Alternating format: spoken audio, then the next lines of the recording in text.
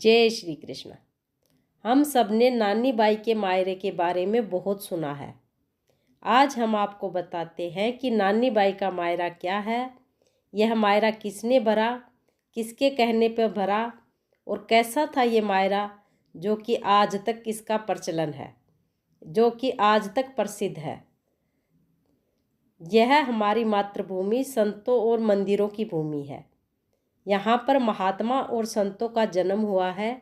इन व्यक्तियों ने अपने भक्ति भाव से न केवल ईश्वर की प्राप्ति की है, बल्कि दूसरों का जीवन भी प्रकाश से भरा है। नरसिंह मेहता ऐसे ही एक महान संत थे। नरसिंह मेहता का जन्म गुजरात राज्य में गिर पर्वत के पास जूनागढ़ नगर के एक ब्राह्मण परिवार में हुआ था। जब यह बहुत ही छोटे थे, तभी इनके माता पिता का देहांत हो गया था। नरसिंह मेहता का पालन पोषण नरसिंह जी के बड़े भाई ने किया था। नरसिंह मेहता को साधुओं की सेवा करने में बड़ा आनंद आता था। उन्हीं साधुओं की सेवा करते करते नरसिंह जी ने सत्संग में भगवान की भक्ति शुरू कर दी। उनकी भाभी ने उनको कई बार इसके लिए ताने दिए, लेकिन नरसिंह जी नहीं माने। नरसिंह मेहता का विवाह भी बहुत छोटी आयु में माणिक बाई से करा दिया गया था। नरसिंह मेहता के एक पुत्री थी नानी बाई। एक दिन नरसिंह जी की भाभी ने इन्हें खूब खरी खोटी सुनाई, क्योंकि वह घर देर से आए थे। यह अपमान नरसिंह जी सह नहीं सके और उन्होंने अपने घर को ही त्याग दिया तथा वह गिर पर्वत के घने जंगल में कहीं चले गए। वहीं कहीं उन्हें एक शिवालय दिखाई दिया। नरसिंह जी वहीं रहने लगे और वहीं शिव जी की आराधना में लीन हो गए। फिर 7 दिनों बाद स्वयं भगवान शंकर ने उन्हें दर्शन दिए और कहा कि जो तुम्हारी इच्छा हो वो वरदान मांग लो। नरसिंह मेहता ने वह भक्ति किसी प्रकार के फल की कामना से नहीं की थी। इसलिए नरसिंह जी ने कहा कि मैंने किसी फल की कामना के लिए भक्ति नहीं की, लेकिन फिर भी आपकी जो इच्छा हो आप मुझे वो दे दीजिए। उनके इस वचन से प्रसन्न होकर भगवान शिव उन्हें गोलोक ले गए। गोलोक में भगवान कृष्ण गोपियों के संग रासलीला रचा रहे थे। ऐसा मनमोहित दृश्य देखकर नरसिंह मेहता उसी में खोकर रह गए। वह इस दृश्य को बिना पलके झपकाए देखते रह गए और भक्ति रस में लीन हो गए।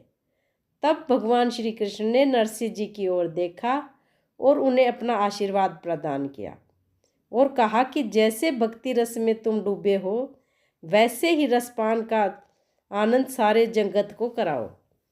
नरसिंह जी ने इसे ही अपने जीवन का लक्ष्य बना लिया और पृथ्वी पर जगह जगह कृष्ण भजन गाते हुए। इधर नरसिंह जी की पुत्री नानी बाई के एक बेटी थी जिसका नाम सुलोचना था। जब सुलोचना विवाह योग्य हो गई और उसका विवाह तय कर दिया गया, तो विवाह में पीहर पक्ष से मायरा या भात लाया जाता है, जो कि मामा या नाना द्वारा कन्या को उसकी शादी में दिया जाता है। जब नानी बाई की पुत्री सुलोचना का विवाह तय हो गया, तो नानी बाई ने कहा कि मैं अपने पिताजी को भात के और विवाह की सूचना देकर आती। नरसिंह जी शादी में क्या भात भर पाएगा? अगर वह शादी में आएगा तो साधुओं की टोली और तंबूरे लेकर आएगा, जिससे कि उनकी बहुत बदनामी होगी। इसलिए उन्होंने नानी बाई को भात के लिए जाने के लिए मना कर दिया, लेकिन नानी बाई नहीं मानी। तो उन्होंने एक लंबी सूची भात के सामान की बनाई। उस सूची में करोड़ों का सामान लिख दिया, जिससे कि नरसिंह जी उस सूची को देखकर खुद ही ना आए। अब नानी बाई अपने पिताजी के पास गई और अपनी पुत्री सुलोचना के विवाह के बारे में बताया और भात की लिस्ट अपने पिता नरसिंह जी को दे दी। अब नरसिंह जी को मायरा भरने की जो सूची मिली, उसको देखकर नरसिंह जी बिल्कुल भी विचलित नहीं हुए, क्योंकि नरसिंह जी के पास तो केवल एक ही चीज़ थी, वह थी श्री कृष्ण की भक्ति। उनके पास तो तंबूरों के अलावा कुछ था ही नहीं। इसलिए वे श्री कृष्ण पर भरोसा करते हुए अपने संतों की टोली के साथ सुलोचना बाई को आशीर्वाद देने के लिए अंजार नगर की तरफ निकल पड़े। उधर नानी बाई के ससुराल वाले नानी बाई को ताना मारते हैं और बोलते हैं कि तुम्हारे पिताजी की वजह से हमारी बहुत बदनामी होगी। नरसिंह जी जब यहाँ साधु संतों के साथ आएंगे तो हमारी जग हसाई होगी, और उनके पास तो कुछ खाने पीने के अलावा कुछ है ही नहीं, वो तो यहाँ साधुओं को खिला पिला कर ले जाएंगे। इन सब तानों को सुनकर नानी बाई आत्महत्या करने की सोचती है और वो कुएं पर चली जाती है। जैसे ही वो कुएं में कूदने को होती है, श्री कृष्ण वहाँ नानी बाई को रोक लेते हैं और उससे कहते हैं कि वह स्वयं नरसिंह जी के साथ मायरा भरने के लिए आएंगे।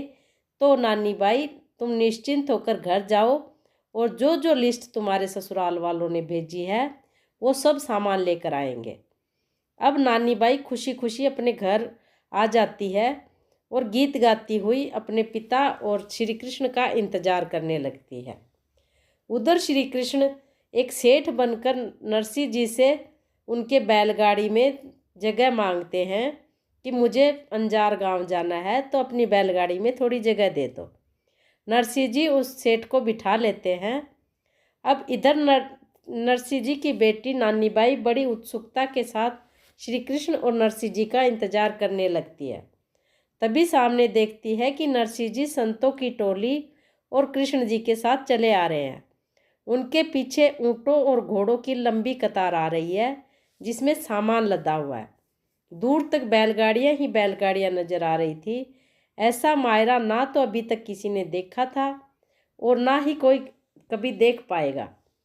यह सब देखकर नानी बाई के ससुराल वाले अपने किए पर पछताने लगे।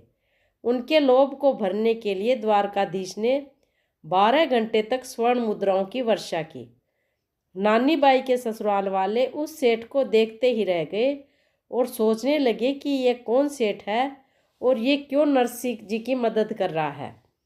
जब उनसे रहा नहीं गया तो उन्होंने पूछा कि कृपा करके अपना परिचय दीजिए और आप क्यों नरसिंह जी की सहायता कर रहे हैं, ये भी बताइए।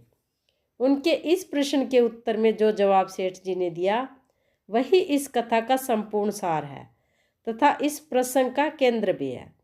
इस उत्तर के बाद सारे प्रश्न अपने आप ही समाप्त हो जाते हैं। सेठ जी का उत्तर था, मैं नरसिंह जी का सेवक हूँ, इनका अधिकार चलता है मुझ पर। जब कभी भी ये मुझे पुकारते हैं मैं दौड़ा चलाता हूँ इनके पास। जो ये चाहते हैं मैं वही करता हूँ। इनके कहे कार्य को पूर्ण करना ही मेरा धर्म है।